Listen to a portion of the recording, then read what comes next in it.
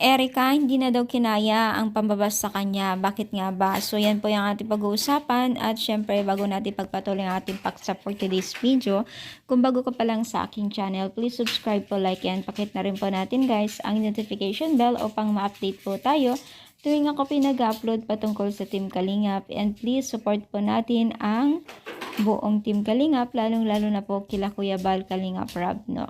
So, sabi nga nila, hindi daw kinaya ito ni Erica ang pambabas sa kanya. So, kung makikita po natin itong kanyang social media account na ito ay tila naburado lahat ang kanyang video at ni isa walang tinira si Erica. So, patuloy talaga na pina-private na niya ang kanyang lifestyle or yung kanyang buhay dahil siguro sa patuloy ng pambabas kay Erica. So, paulit-ulit nga din po na sinabi ni Kalingap Rob na hayaan na lang natin at kung saan siya masaya ay suportahan po natin dahil wala naman pong masama sa kanyang pag-back out sa pagiging isang love team po sa Team Kalingap.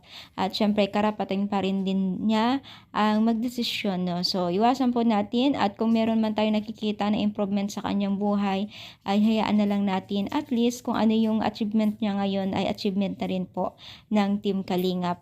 Dahil alam niyo ba kung bakit? Dahil nakilala po si Erica dahil sa Team Kalingap. At yan po ay hindi natin maipagkakaila kung bakit nakilala itong si Erica.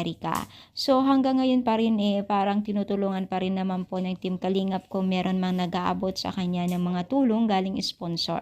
So yun pa rin ay ang susi pa rin dyan ay ang buong Team Kalingap, sila Kalingap Rob. Sila pa rin yung totoong nagtatagumpay kung si Erica man ay lumalago na rin ang buhay niya na kahit wala ang Team Kalingap sa kanyang buhay ngayon.